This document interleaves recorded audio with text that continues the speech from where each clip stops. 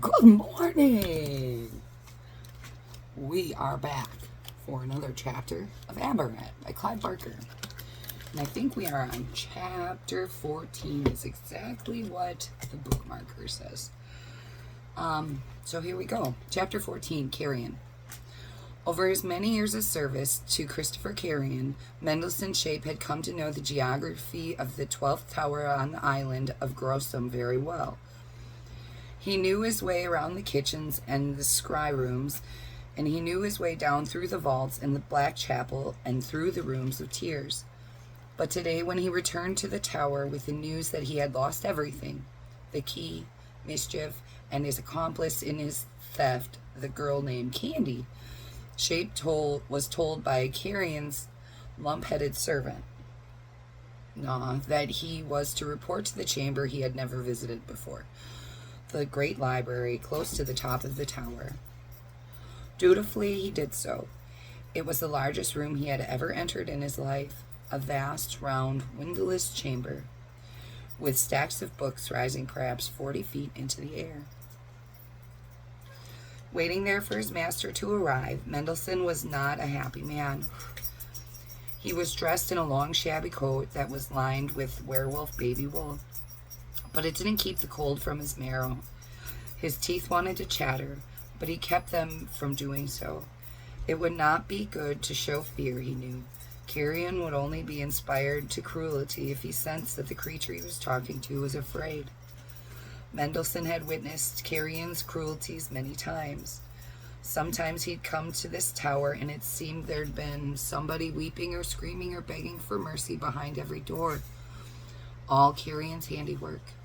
Even today, climbing the stairs to the great library, he heard somebody behind the stones, sealed in forever in some dark, narrow space in the walls, calling out to him, sobbing for light, a piece of bread, mercy.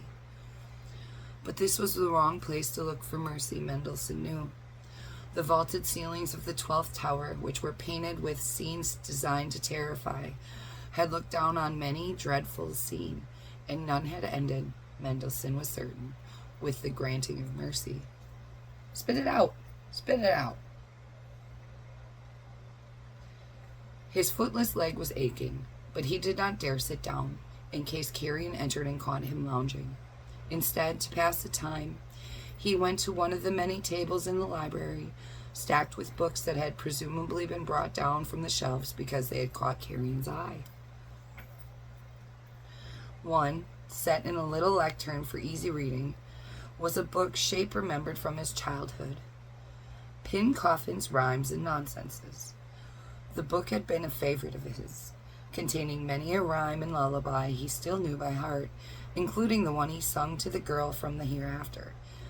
It was open to a grime little nursery song he had forgotten, but now reading it, he was enchanted anew.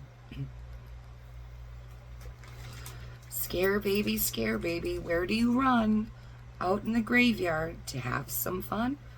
Dancing with skeletons up from the ground, doing a jig on the burial mound. His lips moved as he scanned the words, and it brought back a distant memory of his mother, Misma Shape, sitting with her 3 boys, Nis, Not, and Mendelssohn, reading aloud from Pin Coffin's opus. Oh, how he idolized his mother. He read on. Scare baby, horrid are you, with the wings of a bat and a face with a scar, the fangs of a vampire, the tails of a snake. You open your mouth, and the noise that you make is a song that the devil sings, bitter and loud. Tell me, my baby, was your mother proud? A song that the devil sings. That was the phrase that had lingered in his head for over years, though he had forgotten until now its source. He had many times wondered if he would ever hope to make such a song. He let a sound escape his throat now, a low, menacing growl that was magnified by a circular chamber. Oh, yes, that sounded like something to put fear into the hearts of his enemies. That was the noise, he thought to himself, that he would make when he found that wretched girl again, a sound so horrible her wits would crumble. He made a louder noise still, and from the top of the stacks of the books, disturbed by the din, there swooped two winged creatures that descended to a point about 3 feet over his head, and there hovered. They were the size of vultures, and they had ashen, bloated faces, like monstrous cherubs. "What do you want?" he said, staring up at them. Their tiny, whiteless eyes fixed on him for a moment, and then seemed to decide that he was nothing of importance, and returned to their roosts. Climbing in wide spirals to the top of the stacks, Mendelssohn returned to the final verse of the poem. Scare baby, where do you run? Not out to the morning, not out to the sun. You live in my nightmares, you hide from the day, and their little shape.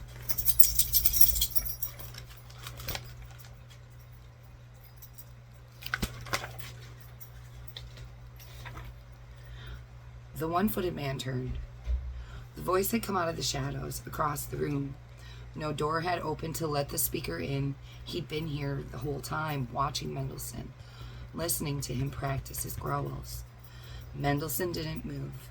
He simply studied the shadows, waiting for the appearance of the person who had addressed him.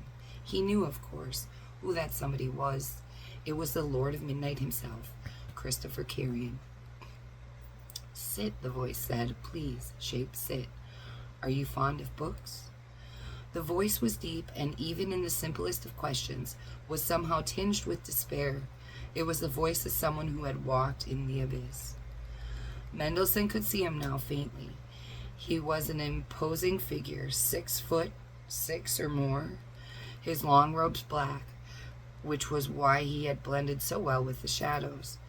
He walked toward Shape, and the candles on the table illuminated him a little. He had the most piercing eyes of any man Mendelssohn had met. They glistened in his bald, pale head. As always, he wore a collar of translucent material that resembled glass, which had been devised to cover the lower half of his head. It was filled with a blue fluid, which was now suddenly lit up by the presence of several snaking forms. They flickered in their fluid, some white as summer lightning, some yellow as sliced fat, weaving bright patterns around the Lord Midnight's head. Plainly he took pleasure in their proximity, perhaps even a kind of comfort. When one of them brushed against his skin, he smiled, and that smile was so ghastly it made Mendelssohn want to run from the room. He knew from what Na had told him why Carrion smiled that smile, and that those bright shapes were. Carrion had found a way to channel every nightmarish thought and image out of the coils of his brain and bring them into the semi-physical form. He breathed the fluid. The flickering forms ran in and out of his mouth and nostrils, soaking his soul in his own nightmares. His voice, reverberating through this soup of dark visions, was tinged with the power of those nightmares. Their terror touched every syllable he spoke. The books, Shape. Yes, oh yes, the books. I have books, a few. And what else do you have? Carrion said. The serpentine lights flickered around Midnight's head, his eyes fixed on Mendelssohn. Or don't have. You mean the key? Yes, of course, the key. What else would I mean? Lord, please forgive me. I don't have the key. Mendelssohn waited, fearing that Carrion would come at him, strike him perhaps. But no, he just stood there, piercing Shape with his howl gaze. Go on, he said quietly. I found the men who stole it from you. John Mischief and his brothers? Yes. He escaped with the key to Ifrit and took a boat to the hereafter. I went after him, and I sank the boat and thought I would have him, but the tide was with him. It carried him all the way to the other side. All the way to the hereafter, Carrion said with a little touch of yearning in his voice. Yes. How is it there? He said almost conversationally. I saw very little of it. I was trying to catch Mischief. Of course you were. You were doing your honest best, but he kept avoiding you. Eight heads are better than one, eh? You were outnumbered. I was, Lord, Mendelssohn said, beginning to dare think that his master understood the hazard his servant Shape had endured to get all the way to the hereafter and back. Carrion went to the largest of the chairs in the chamber. He sat down on it, and knit his hand together lightly in front of him, as if in prayer. So, he said, so tell me what happened. Oh, well, I almost caught up with him at Hark's Harbor. The harbor, I thought it was destroyed. There are some minor portions remaining, Lord. A lighthouse, a jetty. No ships? No ships. I think those were all scuttled. I think those that were scuttled are buried in the earth. Anyway, I saw none. So, go on. You went to the harbor and... he had an accomplice. Besides his brothers? Yes, a girl. A girl from the hereafter. He had an accomplice and a girl to boot. Poor Shape. He didn't stand a chance. No, Lord. So he gave her the key? Did he? I don't know. Yes, possibly. Did he or did he not give her the key? Carrion asked, his voice subtly gaining a volume and menace. Mendelssohn looked down at the floor. His teeth had begun to chatter, though he had promised himself he would not let them. Look at me, Shape. Mendelssohn was afraid to do so. He kept his eyes downcast, like a man confronted by an enraged animal. I said, look at me. Shape seemed to feel something catch hold of his head and jerk it back, so that he was forced to look at the man sitting before him. An instant later, the same power pressed on his shoulders, driving him down into the mosaic floor with such a force that his knee bones cracked like whips. Carrion's face looked skeletal. The marks around his mouth where, according to rumor, his grandmother Mater Motley had once sewn his lips up. Like the teeth of a skull, the arid flesh above the line of the fluid is close to mummified. Only his eyes had any real life, and that was an insane life, crazed beyond recall. There was nothing in the world Mendelssohn's Shape wanted more than to be out of the library at that moment. You failed me, Carrion said. His voice seemed to resonate in Mendelssohn's head, so that Shape was suddenly and sickeningly aware of the form of his own skull, of the death's head he carried just out of sight behind his skin. I'm sorry. I did all I could, I swear. What was the name of this girl? I heard only one name. Candy. Carrion's upper lip curled at the very idea of sweetness. Would you know her again if you saw her? Yes, of course. Then it seems I must let you live, Mendelssohn. You have dealt with this girl. Presumably, you know something of her nature. Yes, I believe I do, Shape said, through his chattering teeth. He wanted desperately to look away from Carrion's face, but the Lord of Midnight held him there. I think she probably has the key, don't you? But Mischief gave it to her. I didn't see such a thing, Lord, but he will have done so. If I may ask, what makes you so sure? Because he likes you. He's tired of the chase. He wants somebody else to be the object of my eye, at least for a while. Carrion paused for a moment and looked up at the ceiling. The cherubic beasts, roused from their roosts by the sound of the torment below, were circling in the library vault, enjoying the spectacle. Finally, Carrion said, you have to go back and find me this girl. But Lord, yes, she came here. Carrion rose from his seat. You saw her here? No, I saw the tide carry her away.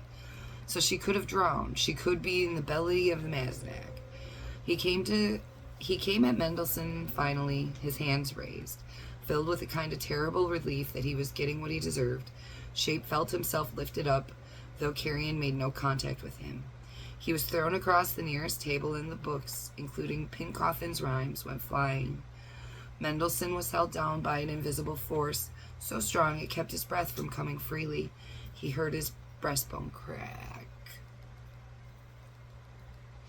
Listen to me, Shape, Carrion said. Your brothers are dead for their failures, and you will join them in the lion pit if you do not succeed in this last venture. Do you understand? Mendelssohn could barely manage a nod. Find me this Candy.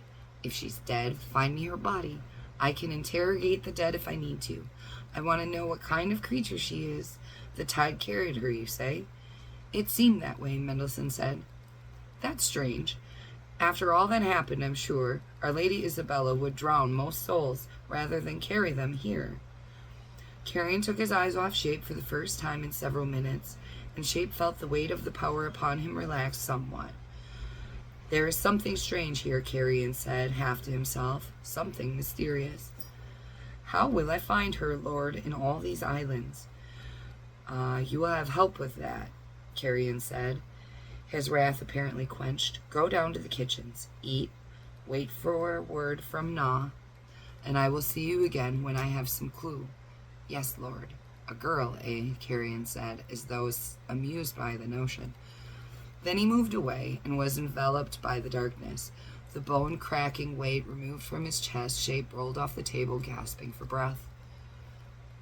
In the vaulted ceiling above, the vile cherubs were still circling, chattering to one another as they went, excited by the violence they had just witnessed. Mendelssohn ignored them.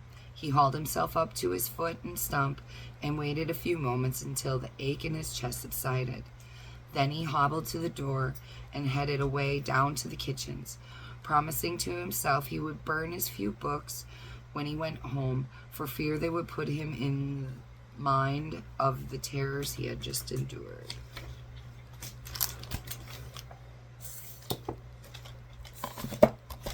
And this concludes chapter 14. And I think part 2 as well. Yeah. Chapter 14 and part 2 over. Thanks for hanging out. Whoop, whoop.